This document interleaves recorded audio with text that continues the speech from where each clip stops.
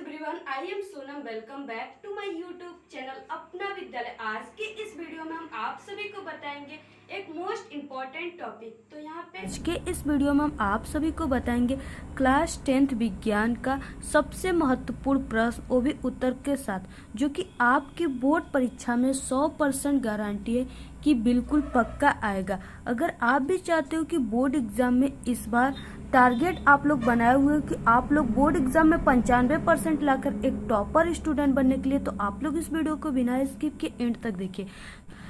तो यहाँ पे जो आप सभी को हम इम्पोर्टेंट क्वेश्चन बताएंगे, ये आप सभी के बहुत ही इम्पोर्टेंट चैप्टर से है, ठीक है, जो कि आपके साइंस का पार्ट एक है फिजिक्स, यानी फिजिक्स के वैद्युत चैप्टर से ये इम्पोर्टेंट क्वेश्चन है। और सबसे ज़्यादा नंबर के आपके बोर्ड एग्जाम में वैद्युत चैप्टर से ही क्वेश्चन आंसर आते हैं, ठीक है। तो ये वीडियो आप सभी के लिए बहुत ही इम्पोर्टेंट होने वाला है। और ये क्वेश्चन जितने भी है NCERT बुक से हैं, और सबसे ज़्यादा क्वेश्चन यानी पूरे क्वेश्चन आपके बोर्ड एग्जाम में NCERT बुक के ही आते हैं। तो इसलिए आप लोग जो भी क्वेश्चन तैयार कीजिए सिर्फ NCERT का ही तैयार कीजिए। तो यहाँ पे देखिए सबसे फर्स्ट और वेरी मोस्ट इम्पॉर्टेंट क्वेश्चन है, ठीक है, जो आपके बोर्ड एग्जाम में हर साल आता है और इस बार भी 100% गारंटी है पक्का आएगा। तो यहाँ पे पहला क्वेश्चन है, ओम का नियम लिखिए, ठीक है। ये क्वेश्चन बहुत ही इंपॉर्टेंट है और इस क्वेश्चन पे इसके सूत्र जो होता है उस पे आपके बोर्ड एग्जाम में न्यूमेरिकल भी अक्सर आते हैं, ठीक है। तो आपको यहाँ पे दो बेनिफिट होंगे, यानी आप लोग ओम का नियम तैयार कर लोगे और इसके साथ साथ न्यूमेरिकल के लगाने के लिए आप लोग यहाँ से सूत्र भी तैयार कर लोगे, ठीक है। तो यहाँ पे देखिए ओम का नियम किसे कहते हैं, ठीक है। तो यहाँ पे हम बहुत ही सरल तरीके से आप सभी को समझाएंगे। तो यहाँ पे ओम के नियमानुसार, ठीक है, यदि किसी चालक की, यानी कि जो ओम का नियम है ये सिर्फ चालक तार के लिए या चालक के लिए ही सिर्फ लागू होता है, ठीक है। जैसे यहाँ पे कोई भी चालक हो गया।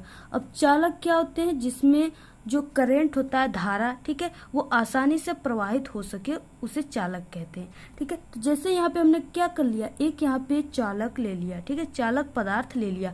अब चालक कौन कौन से होते हैं, जैसे, ठीक है, कई सारे चालक होते हैं, लोहा, ठीक है, तांबा, सोना, चांदी, ये सब क्या होते हैं, चालक होते हैं। इसमें करंट का जो फ्लो होता है वो होता है, ठीक है। तो यहाँ पे देखिए ओम के नियमानुसार यदि किसी चालक की भौतिक अवस्थाएं, अब यहाँ पे देखिए भौतिक अवस्था जैसे क्या हो गया, ताप, ठीक है, चालक का लंबाई, अब ये सब क्या होते हैं, भौतिक अवस्था होते हैं। तो अगर यहाँ पे, ठीक है, किसी भी चालक का भौतिक अवस्था यानी ताप, दाब, ठीक है, लंबाई, ये सब नियत रखे, नियत का मतलब स्थिर रखे, ठीक है, स्थिर रखे, यानी कि इसमें कोई भी परिवर्तन ना करे, ठीक है। इसका मतलब नियत का मतलब ये होता है। अगर हम कोई परिवर्तन नहीं करेंगे भौतिक अवस्था में, तो क्या होगा कि चालक में बहने वाली जो धारा होगा, यानी ये जो चालक है इसमें जो फ्लो हो रहा है धारा, करंट, ठीक है, आई, इसमें बहने वाली जो धारा इस तरह से फ्लो हो रहा है, ठीक है, चालक में बहने वाली धारा, चालक के सिरों के बीच विभवांतर, यानी इसके सिरों के बीच जो ये विभवांतर है V, ठीक है, विभवांतर के अनुक्रमानुपाती होता है। तो यहाँ पे क्या हो जाएगा, I प्रोपोर्शनल V, ठीक है। अब यहाँ पे देखिए प्रोपोर्शनल का मतलब क्या होता है, ये जो यहाँ पे हमने सिंबल लगाया हुआ है, ठीक है, इसी को कहते हैं अनुक्रमानुपाती। क्या कहते हैं, अनुक्रमानुपाती इसको कहते हैं। यानी जहां पे भी आप लोग ये सिंबल देखोगे इसको क्या कहते हैं, अनुक्रमानुपाती कहते हैं, ठीक है। अगर यहाँ पे यही चीज इस तरह से होता, अगर यहाँ पे, ठीक है, जैसे कोई भी R हो गया और यहाँ पे प्रोपोर्शनल VY इस तरह से हो गया, तो अगर ऐसे है तो इसे व्युत्क्रमानुपाती कहेंगे। क्या कहेंगे, व्युत्क्रमानुपाती। लेकिन ये इस तरह से है तो इसे अनुक्रमानुपाती कहते हैं। अब यहाँ पे देखिए जैसे हमने यहाँ पे लिखा कि I प्रोपोर्शनल V, ठीक है, यानी कि इसमें क्या है कि चालक में बहने वाली जो धारा I है, करंट, ठीक है, यहाँ पे हमने जो लिखा है I, ठीक है, इसमें यानी कि चालक के सिरों के बीच जो विभवांतर V है इसके अनुक्रमानुपाती, तो जो धारा है ये विभवांतर के अनुक्रमानुपाती। आप लोग इस सूत्र से बहुत ही सरल तरीके से इस ओम के नियम को तैयार कर लोगे। अब यहाँ पे देखिए हम आप सभी को बता दें कि यहाँ पे देखिए जैसे I प्रोपोर्शनल V, ठीक है। अब यहाँ पे इस प्रोपोर्शनल जो है इसको हटाने पर कोई ना कोई एक भौतिक राशि यानी कि एक नियतांक होते हैं, ठीक है, यहाँ पे एक नियतांक रखे जाते हैं जब ये प्रोपोर्शनल हटता है। तो यहाँ पे हम जैसे यहाँ पे हो गया I, ठीक है, और यहाँ पे बराबर, अब इस प्रोपोर्शनल के जगह पे हमने एक R रखा है जो कि नियतांक है, ठीक है, और इंटू V। इस तरह से जो ये R है ये क्या है, इस तरह से यहाँ पे हमने लिख देते हैं R बराबर नियतांक, तो ये आर क्या है, नियतांक है। अब ये आर क्या है यहाँ पे ये भी हम आप सभी को बता दें। तो ये जो आर है ये चालक का विद्युत प्रतिरोध है। क्या है, चालक का विद्युत प्रतिरोध, यानी कि विद्युत प्रतिरोध।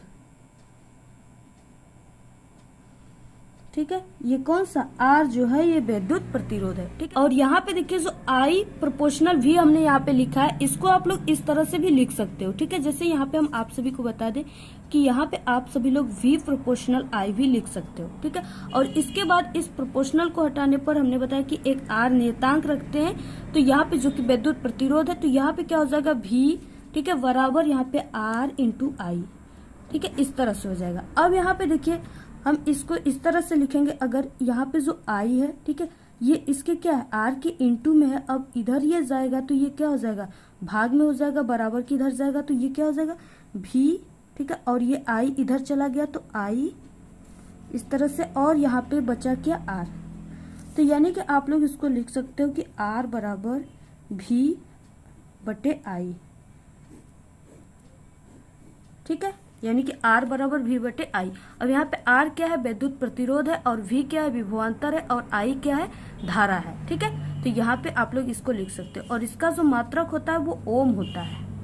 क्या होता है, ओम होता है। ठीक है, यानी आप लोग इसको ये भी लिख सकते हो कि विभवांतर का जो मात्रक होता है वोल्ट होता है, और यहाँ पे I का मात्रक क्या होता है, एम्पियर होता है। ठीक है, तो यहाँ पे आप लोग लिख सकते हो कि यहाँ पे R बराबर ने विद्युत प्रतिरोध का मात्रक वोल्ट बटे एम्पियर होता है, या यहाँ इसी को ओम कहते हैं। तो यहाँ पे देखिए ये पूरे सूत्र इस तरह से हो गए। ठीक है, आप लोग इसे जल्दी से नोट कर लीजिए, बहुत ही इंपॉर्टेंट है। और इसी तरह से आप लोग अपने बोर्ड एग्जाम में अगर ओम का नियम आएगा तो इसी तरह से लिखिएगा, टीचर आपको पूरे नंबर देंगे। इसके बाद देखिए नेक्स्ट है वेरी मोस्ट इम्पॉर्टेंट क्वेश्चन, और ये आपके बोर्ड एग्जाम में 100% गारंटी पक्का आएगा। यह है कि विद्युत प्रतिरोध किसे कहते हैं। ठीक है, तथा उसका यानी कि प्रतिरोध का मात्रक क्या होता है। तो ये भी इम्पोर्टेंट क्वेश्चन है, कई बार आ चुका है आपके एग्जाम में। तो यहाँ पे देखिए पहले हम जानेंगे कि विद्युत प्रतिरोध किसे कहते हैं। तो किसी चालक का वह गुण, ठीक है, जिसके कारण वह विद्युत धारा के प्रवाह का विरोध करता हो, ठीक है, उसी को चालक का प्रतिरोध अथवा विद्युत प्रतिरोध कहते हैं। यानी ये क्या करता है, जो धारा होता है विद्युत धारा, ठीक है, उसके प्रवाह को, उसके फ्लो का क्या करता है, विरोध करता है। ठीक है, उसी को चालक का प्रतिरोध अथवा विद्युत प्रतिरोध कहते हैं। इसके बाद इसका मात्रक क्या होता है, यहाँ पे आपको लिखना है सबसे पहले ओम के नियमानुसार, जो हम आपको ऊपर ओम का नियम बताएं। ठीक है, ओम के नियमानुसार।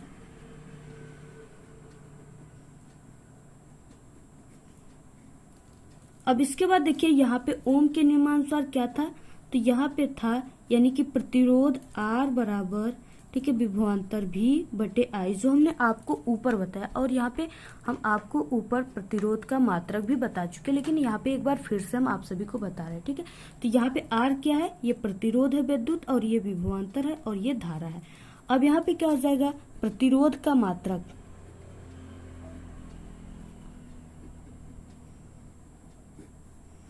यानी कि प्रतिरोध का मात्रक क्या हो जाएगा, R बराबर, ठीक है, वोल्ट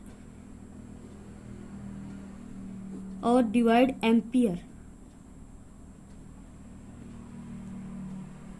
अब इसी को हम क्या कहते हैं, ओम। ठीक है, जो हमने आपको ऊपर बताया था, इसको आप लोग नोट कर लीजिए। तो यहाँ पे देखिए नेक्स्ट है वेरी इंपॉर्टेंट क्वेश्चन, एक इलेक्ट्रॉन पर कितना तथा कैसा आवेश होता है। ठीक है, तो यहाँ पे एक इलेक्ट्रॉन यानी इलेक्ट्रॉन को ई और यहाँ पे ऋणात्मक से प्रदर्शित करते हैं। एक इलेक्ट्रॉन यानी एक ऋणावेशित कण होता है। इलेक्ट्रॉन क्या होता है, एक प्रकार का ऋणावेशित कण होता है, तथा इसका जो मान होता है वो 1.6 × 10⁻⁻19 कूलाम होता है। कितना होता है, 1.6 × 10⁻⁻19। आप लोग इसे याद रखिए, क्योंकि ये आपके न्यूमेरिकल में सबसे ज्यादा यूज होता है। ठीक है, और ये किस तरह से आवेश होता है, कैसा आवेश, तो वो ऋणावेशित आवेश होता है। उसके बाद देखिए नेक्स्ट है वेरी इंपॉर्टेंट क्वेश्चन, जो आपके बोर्ड एग्जाम में हर साल आता है। एक अश्व शक्ति बराबर होता है, यानी कितना होता है, एक अश्व शक्ति बराबर। ठीक है, ये आपके न्यूमेरिकल में भी सबसे ज्यादा यूज होता है। तो यहाँ पे देखिए एक अश्व शक्ति बराबर होता है 746 वाट। ठीक है, आप लोग तैयार कर लो, इसको भी याद रखो। इसके बाद नेक्स्ट क्वेश्चन यहाँ पे है वेरी इंपॉर्टेंट कि विद्युत सामर्थ्य की परिभाषा लिखिए। ठीक है, विद्युत सामर्थ्य बहुत ही इंपॉर्टेंट है, इसकी परिभाषा लिखने के लिए यहाँ पे पूछ रखा है क्वेश्चन में। तो यहाँ पे देखिए किसी विद्युत परिपथ में, ठीक है, यानी कि कोई भी ये विद्युत परिपथ है, इस तरह से कोई भी विद्युत परिपथ हो सकता है। ठीक है, इस तरह से इसमें धारा I फ्लो हो रहा है। तो यहाँ पे देखिए किसी विद्युत परिपथ में विद्युत ऊर्जा के व्यय होने की दर को ही विद्युत सामर्थ्य अथवा विद्युत शक्ति कहते हैं। अब यहाँ पे देखिए किसी विद्युत परिपथ दिया हुआ है, ठीक है, उसमें विद्युत जो ऊर्जा होता है उसके व्यय होने की दर यानी हो गया समय, ठीक है, यानी टाइम, यानी जो विद्युत ऊर्जा है उसके व्यय होने की जो समय है यानी जो दर है उसी को विद्युत सामर्थ्य अथवा विद्युत शक्ति कहते हैं। ठीक है, अब यहाँ पे क्या हो जाएगा, यानी कि विद्युत सामर्थ्य बराबर क्या हो जाएगा। तो देखिए सबसे पहले हम आपको बता दें कि जो विद्युत सामर्थ्य है, ठीक है, विद्युत सामर्थ्य, जो विद्युत सामर्थ्य है उसे P से शो करते हैं, यानी कि यहाँ पे P से शो करते हैं। ठीक है, तो यहाँ पे क्या हो जाएगा, विद्युत सामर्थ्य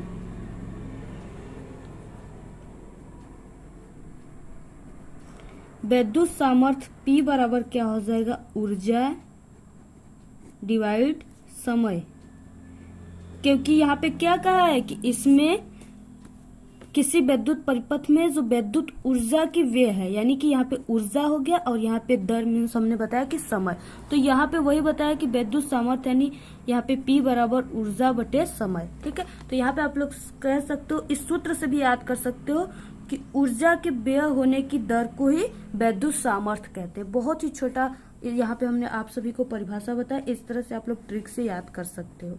ठीक है, यहाँ पे हो जाएगा विद्युत सामर्थ्य P बराबर ऊर्जा बटे समय। अब देखिए आपके बोर्ड एग्जाम में जब भी कोई भी परिभाषा लिखने के लिए आएगा तो आप लोग उसके साथ साथ उसका मात्रक जरूर लिखोगे और सूत्र, ठीक है, तभी आपको टोटल 2 नंबर मिलेंगे। तो यहाँ पे देखिए विद्युत सामर्थ्य यानी P बराबर ऊर्जा बटे समय। अब इसका मात्रक क्या हो जाएगा, तो यहाँ पे देखिए ऊर्जा का जो मात्रक होता है वो जूल होता है। ठीक है, यानी कि P सामर्थ्य बराबर यहाँ पे जूल होता है इसका मात्रक, और समय का मात्रक जो होता है वो सेकंड होता है, सेकंड। ठीक है, अब यहाँ पे देखिए इसी को हम कहते हैं वाट, यानी MKS पद्धति में विद्युत सामर्थ्य का जो मात्रक होता है वो जूल बटे सेकेंड या इसी को वाट कहते हैं। तो आप लोग इसको तैयार रखो। ठीक है, बहुत ही इंपॉर्टेंट है ये, आपके बोर्ड एग्जाम में सभी जितने भी क्वेश्चन बताए सभी आएंगे, तो आप लोग इसे जल्दी से तैयार कर लो।